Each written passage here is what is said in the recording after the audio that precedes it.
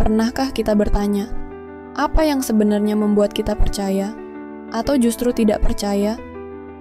Dan bagaimana jika Tuhan benar-benar tidak ada?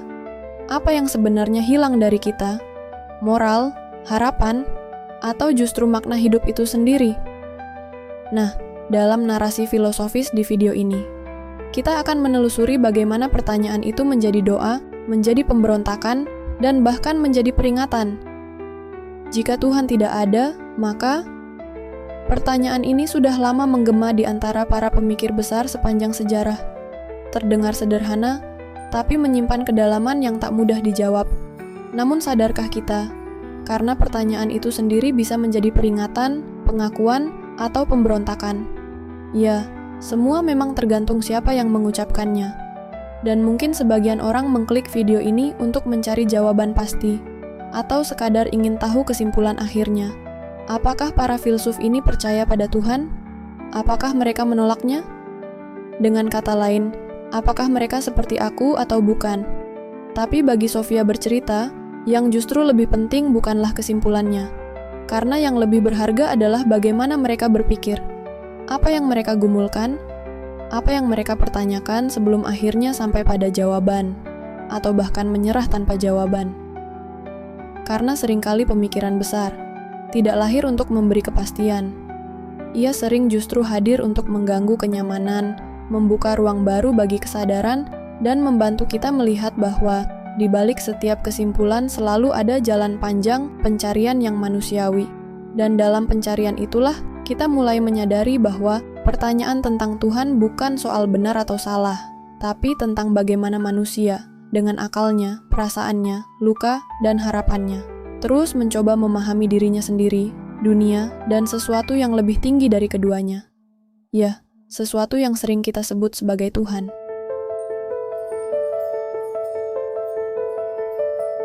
Nah, mari kita coba bahas dimulai dari Fyodor Dostoyevsky yang sering dikutip dengan kalimat, "Jika Tuhan tidak ada, maka segala sesuatu diperbolehkan." Kalimat ini seolah menjadi ikon dari cara berpikir bahwa moralitas manusia sangat tergantung pada keberadaan Tuhan. Kutipan itu sering digunakan sebagai dalih bahwa tanpa Tuhan, manusia akan kehilangan arah, dan segala tindakan, sebaik atau seburuk apapun menjadi relatif dan sah-sah saja. Namun menariknya, Dostoyevsky sendiri tidak pernah secara langsung menuliskan kalimat itu dalam karya-karyanya. Ia lebih sering disarikan dari tokoh-tokoh fiktif yang ia ciptakan, terutama Ivan Karamazov dalam novel The Brothers Karamazov.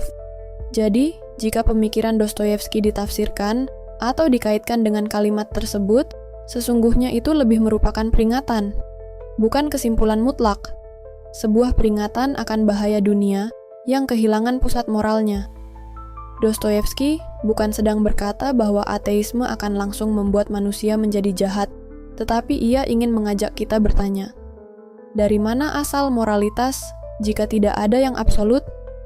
Apakah manusia bisa benar-benar bertanggung jawab atas tindakannya jika segala nilai hanya bersumber dari kesepakatan sosial atau bahkan kehendak pribadi? Dostoyevsky sedang berbicara tentang jurang yang menganga jika kita melepas gagasan tentang Tuhan. Ya, jurang itu adalah nihilisme. Dunia tanpa Tuhan bukan hanya dunia tanpa agama, tapi dunia di mana segala penderitaan, kejahatan, dan absurditas tidak bisa lagi dikatakan salah atau benar secara objektif. Maka kalimat, "Jika Tuhan tidak ada, maka segalanya diperbolehkan," adalah semacam lonceng peringatan. Berhati-hatilah. Sebab tanpa fondasi transenden, manusia bisa menciptakan hukum moral yang hanya berdasar pada kekuasaan, bukan pada kebenaran. Lalu, bagaimana sebenarnya jawaban Ivan? Nah, seperti yang sebelumnya telah dibahas juga oleh Sofia bercerita melalui narasi di video sebelumnya, yang berjudul Fyodor Dostoyevsky, Menyelami Kegelapan Jiwa Manusia.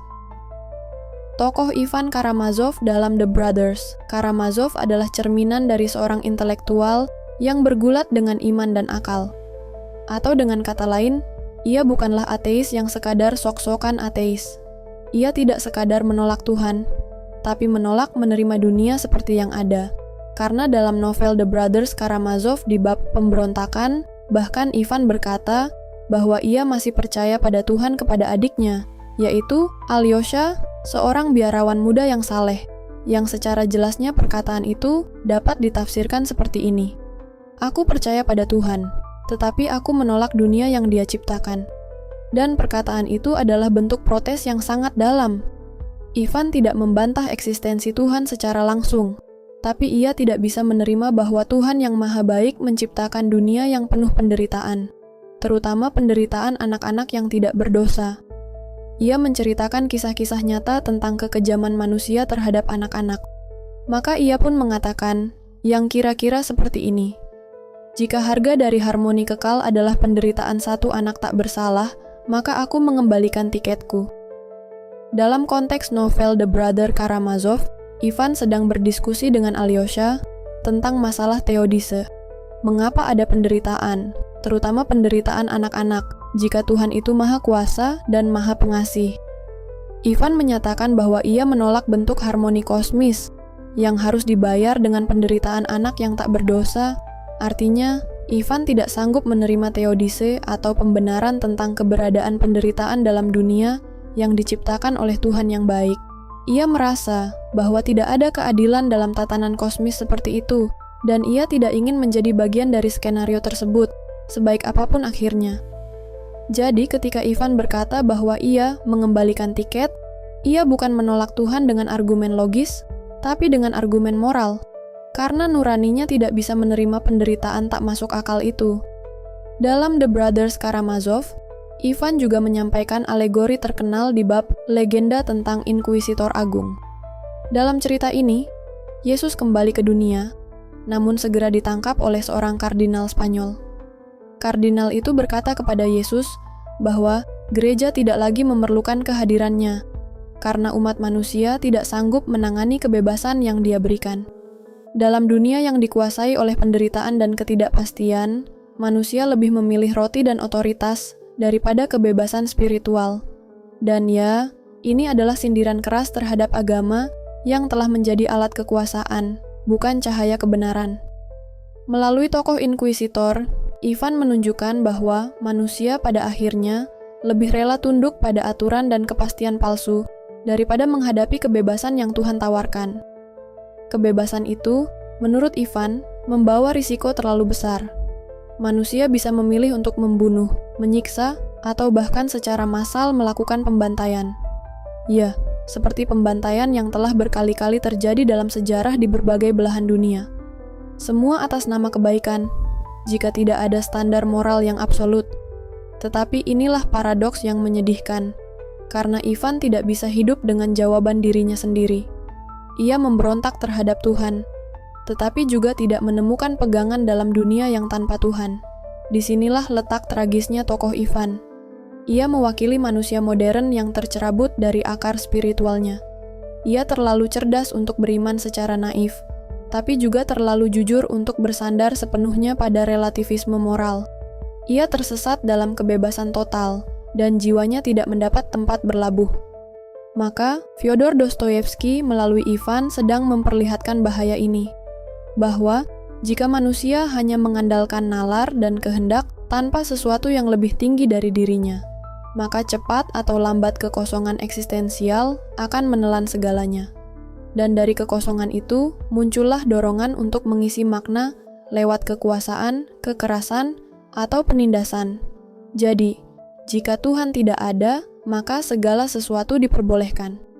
Bukanlah pernyataan kemenangan bagi ateisme, tetapi jeritan dari seseorang yang melihat ke jurang nihilisme dan ketakutan akan yang mungkin terjadi jika kita kehilangan fondasi moral tertinggi. Kalimat itu adalah peringatan Dostoyevsky bahwa dunia tanpa Tuhan bukan sekadar dunia tanpa agama, tapi bisa menjadi dunia yang kehilangan makna, kehilangan kasih, kehilangan keadilan. Dan dalam kekosongan itulah, manusia bisa menjadi makhluk paling bebas atau justru makhluk paling berbahaya. Namun di sisi lain dari spektrum sejarah dan pemikiran, kita menemukan pernyataan yang tak kalah terkenal namun datang dari arah yang berbeda. Sebuah kalimat yang juga sering dikutip, yang berbunyi, "Jika Tuhan tidak ada, maka harus diciptakan." Kalimat ini bukan berasal dari tokoh religius bukan pula dari seorang mistikus atau nabi. Justru, ia keluar dari seorang filsuf pencerahan Prancis yang sangat vokal dalam kritiknya terhadap institusi keagamaan. Namanya Voltaire. Voltaire adalah nama pena dari François-Marie Arouet yang hidup di masa ketika Eropa masih sangat terikat oleh dominasi gereja, namun mulai menggeliat dengan semangat rasionalisme dan kebebasan berpikir. Voltaire sendiri sangat keras mengkritik kebodohan, fanatisme, dan penyalahgunaan kekuasaan oleh lembaga-lembaga agama, terutama gereja Katolik. Namun menariknya, di tengah serangannya terhadap lembaga agama, Voltaire tidak menolak gagasan tentang Tuhan. Justru ia menegaskan bahwa meskipun institusi agama bisa menindas dan menyesatkan, manusia tetap membutuhkan gagasan tentang Tuhan.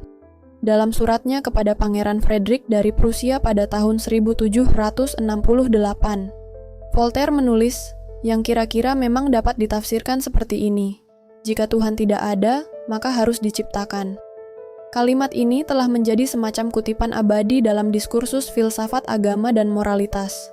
Namun, maknanya seringkali disalahpahami. Voltaire bukan sedang berkata bahwa Tuhan pasti tidak ada, lalu kita perlu menciptakannya secara fiksi. Bukan pula ia mengajukan argumen ontologis, karena sepertinya ia sedang menyampaikan sebuah pandangan sosiologis dan moral, bahwa gagasan tentang Tuhan memiliki fungsi penting dalam menjaga keteraturan dan moralitas dalam masyarakat manusia. Bagi Voltaire, meskipun Tuhan mungkin tidak campur tangan secara langsung dalam urusan manusia, karena Voltaire cenderung mengadopsi pandangan deisme. Tuhan menciptakan dunia tapi tidak mencampurinya lagi. Namun kepercayaan kepada Tuhan tetap dibutuhkan oleh masyarakat sebagai sumber moral dan ketertiban. Voltaire, dengan gaya satirnya, menyindir para ateis radikal yang mengira bahwa masyarakat bisa dengan mudah menjalani hidup tanpa agama. Ia tahu bahwa jika semua manusia adalah rasional, berpendidikan, dan penuh kasih sayang, maka mungkin gagasan tentang Tuhan tak lagi diperlukan. Namun, kenyataannya tidak seperti itu. Manusia bisa kejam, rakus, dan tanpa rem. Maka, menurutnya lebih baik manusia tetap percaya pada Tuhan. Ya, meskipun sekadar sebagai jaminan bagi moralitas sosial. Sampai di sini, kita sudah melihat bagaimana dua tokoh besar dari dua masa dan latar belakang berbeda. Fyodor Dostoyevsky dari Rusia Ortodoks abad ke-19 dan Voltaire dari Prancis pencerahan abad 18. Dan setelah pembahasan mendalam melalui keduanya tadi, sepertinya kita dapat melihat bahwa mereka bertemu dalam satu kesadaran, yaitu kesadaran bahwa dunia tanpa Tuhan bukanlah perkara sederhana. Namun perlu juga untuk diperhatikan bahwa mereka tidak sedang membicarakan hal yang sama dan tidak menawarkan jawaban yang sama. Dostoyevsky melalui Ivan Karamazov menunjukkan bahwa tanpa Tuhan, manusia kehilangan dasar moralitas objektif dan berujung pada nihilisme. Ia memperlihatkan keresahan spiritual dan eksistensial atas penderitaan dan makna. Voltaire, di sisi lain, menegaskan bahwa gagasan tentang Tuhan dibutuhkan agar masyarakat tidak tenggelam dalam kekacauan dan kekerasan. Ia tidak berbicara dari sisi iman, tapi dari sisi tata sosial. Dengan kata lain, Dostoyevsky berangkat dari nurani, sedangkan Voltaire dari akal. Dostoyevsky berbicara tentang kebenaran, Voltaire tentang keteraturan. Tapi mereka sama-sama mengerti bahwa dalam realitas manusia, Tuhan bukan sekadar ide metafisik. Maka Tuhan adalah pusat gravitasi moral dan sosial. Nah, sampai di sini, muncul lagi pertanyaan, apakah moral bisa ada tanpa Tuhan? Dan disinilah kita memasuki salah satu perdebatan paling klasik dalam filsafat moral. Apakah moralitas bisa berdiri tanpa Tuhan? Para pemikir seperti Immanuel Kant misalnya, mencoba menjawab dengan hati-hati. Ia mengatakan bahwa kita tidak bisa membuktikan Tuhan dengan rasio, tapi kita harus hidup seolah Tuhan ada. Karena tanpa asumsi tentang Tuhan dan keabadian jiwa, keadilan moral menjadi tidak sempurna. Dengan kata lain, bagi Kant, Tuhan dibutuhkan secara praktis bukan secara metafisik. Sementara itu, Friedrich Nietzsche, seorang filsuf Jerman yang pemikiran-pemikirannya juga sudah dibahas oleh Sofia bercerita di beberapa video dalam berbagai pembahasan narasi sebelumnya. Nietzsche yang hidup setelah Dostoyevsky dan sangat dipengaruhi olehnya, justru menyatakan bahwa Tuhan telah mati. Namun ia tidak berhenti di situ. Ia menambahkan, jika Tuhan telah mati, maka manusia harus menjadi Tuhan bagi dirinya sendiri. Tapi di balik itu, Nietzsche juga mengingatkan bahwa kematian Tuhan akan membawa kehampaan nilai dan potensi kekacauan besar. Namun sangat penting untuk dipahami bahwa ini bukan rayuan tertentu, tetapi justru peringatan. Bahkan peringatan yang sangat keras dari Nietzsche. Lalu jika Voltaire berkata bahwa manusia perlu menciptakan Tuhan, sebagai penegasan bahwa gagasan Tuhan diperlukan demi ketertiban moral, Nietzsche justru membalik dengan berkata bahwa Tuhan memang telah diciptakan oleh manusia sejak awal, sebagai konstruksi manusia untuk menertibkan kekacauan eksistensial. Ia memandang bahwa semua nilai, termasuk moral, adalah hasil konstruksi. Tapi ia tahu bahwa membongkar nilai tanpa menawarkan nilai baru bisa membawa manusia ke jurang nihilisme yang lebih gelap. Dan Nietzsche pun tidak hanya tahu bahwa itu bahaya, tapi ia juga mencoba merumuskan jalan keluar melalui gagasan penilaian ulang semua nilai, dan juga gagasan tentang ideal Übermensch. Namun, benarkah bahwa menurut Nietzsche, tidak ada kebenaran yang absolut? Benarkah menurut Nietzsche bahwa kebenaran hanyalah ilusi? Dan ya, sesungguhnya Nietzsche memang tidak pernah secara persis bilang bahwa kebenaran adalah ilusi secara telanjang, tetapi ia memang pernah menggambarkan bahwa kebenaran sebagai ilusi yang telah dikukuhkan oleh kebiasaan dan bahasa hingga tampak nyata bagi kita. Nah, untuk memahami bagaimana Nietzsche berpikir dengan lebih dalam lagi, sepertinya kita perlu menyelami kedalaman berpikir Nietzsche yang memang telah dimulai sejak karya-karya awalnya. Karena awalnya Nietzsche merupakan seorang ahli filologi klasik sebelum ia dikenal sebagai filsuf paling radikal pada zamannya. Maka secara eksplisit melalui argumen-argumennya, Nietzsche pernah menguliti pemahaman manusia tentang bahasa melalui karya awalnya yang berjudul On Truth and Lies in a Non-Moral Sense. Bagi Nietzsche, kebenaran adalah ilusi yang kita lupakan sebagai ilusi, karena ia lahir dari konvensi bahasa, kebiasaan, dan kebutuhan praktis, bukan karena korespondensi mutlak dengan realitas. Maka Nietzsche pun berpendapat bahwa kebenaran hanyalah metafora-metafora yang telah menjadi usang dan dianggap sebagai realitas. Atau dalam versi ringkasnya yang mungkin lebih mudah untuk kita pahami. Bahasa adalah ilusi, tetapi kita telah lupa bahwa itu ilusi. Dan contohnya? Nah, misalnya ketika kita menyebut pohon. Kata pohon itu sendiri bukan pohon. Ia hanyalah representasi. Tapi ketika kita menggunakannya, kita seolah yakin bahwa pohon benar-benar menunjuk pada sesuatu yang tunggal dan jelas. Padahal dalam kenyataan, pohon sangat beragam. Dan apa yang disebut pohon itu tergantung pada konteks budaya, bahasa, pengalaman. Dari contoh ini, kita bisa melihat bagaimana bahasa bukan hanya menamai realitas, tetapi juga membentuk cara kita memahami dan mempercayainya. Maka, ketika kita menyebut Tuhan, bukankah itu juga permainan bahasa? Apakah kita menunjuk entitas absolut, atau kita hanya mengulang metafora yang diwariskan dan melupakannya sebagai metafora? Apakah kita mempercayai sesuatu karena memang benar adanya, atau karena kita tak mampu hidup tanpa percaya sesuatu? Apakah Tuhan adalah realitas, atau kebutuhan eksistensial yang terlalu dalam, hingga tak sanggup kita tolak, bahkan saat menyangkalnya sekalipun? Namun penting juga untuk dipahami, bahwa meskipun Nietzsche menunjukkan bagaimana bahasa bersifat konstruktif dan konvensional, bukan berarti seluruh makna yang dibawa bahasa adalah ilusi sepenuhnya, atau sama sekali tak berkaitan dengan realitas. Setidaknya dalam konteks penggunaan sehari-hari, bahasa tetap memungkinkan manusia berinteraksi dan memahami dunia secara fungsional. Lalu, apakah menciptakan Tuhan itu fiksi atau fitrah? Jika kita kembali ke kalimat Voltaire, bahwa jika Tuhan tidak ada, maka kita harus menciptakannya. Kita pun juga perlu bertanya, apakah menciptakan Tuhan berarti kita sengaja berbohong kepada diri sendiri demi ketertiban? Atau justru, manusia memang memiliki dorongan eksistensial untuk percaya pada sesuatu yang lebih tinggi? Beberapa pemikir kontemporer seperti Jordan Peterson, seorang psikolog klinis asal Kanada, pernah menyatakan bahwa bahkan jika seseorang tidak percaya secara literal pada Tuhan, hidup manusia tetap berjalan di atas struktur nilai yang bersumber dari narasi religius. Misalnya, kepercayaan bahwa setiap manusia memiliki harga diri yang sama, bahwa kejujuran itu baik, bahwa pengorbanan adalah mulia. Dan semua itu menurut Peterson berakar dari tradisi Yudeo-Kristen dan narasi keagamaan.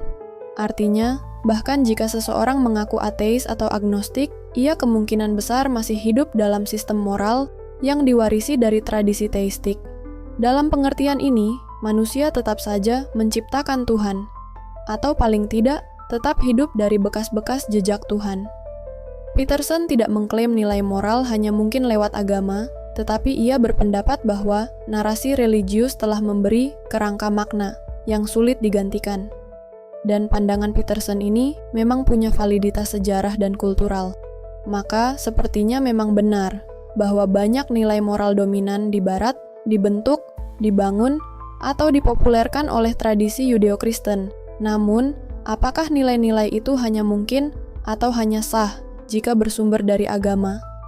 Maka, ini adalah klaim normatif yang diperdebatkan, dan banyak pemikir lain pun menolak pandangan itu. Banyak filsuf kontemporer, misalnya Peter Singer, seorang filsuf moral utilitarian asal Australia, atau Martha Nussbaum, seorang filsuf moral dan politik asal Amerika Serikat, yang justru berpendapat bahwa kita bisa menjustifikasi nilai-nilai itu melalui argumen rasional, utilitarian, atau humanistik, tanpa perlu fondasi teologis.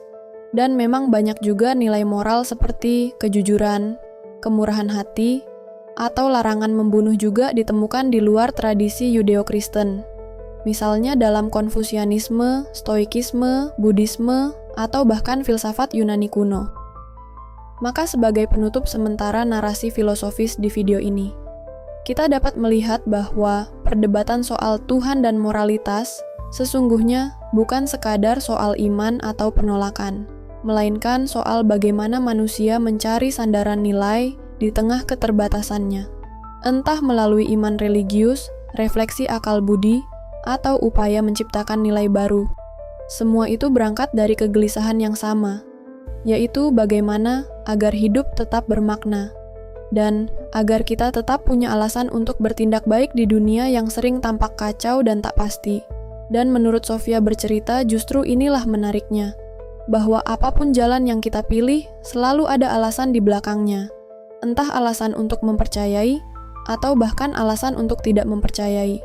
Lalu, mengapa manusia begitu membutuhkan alasan? Bukan hanya untuk meyakini sesuatu, tetapi juga untuk menyangkalnya?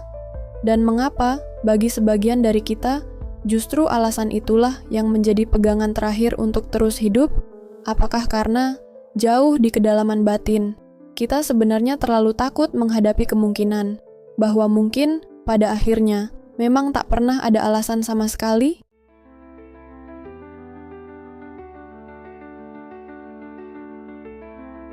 Dan terima kasih sudah setia menyimak narasi ini hingga akhir.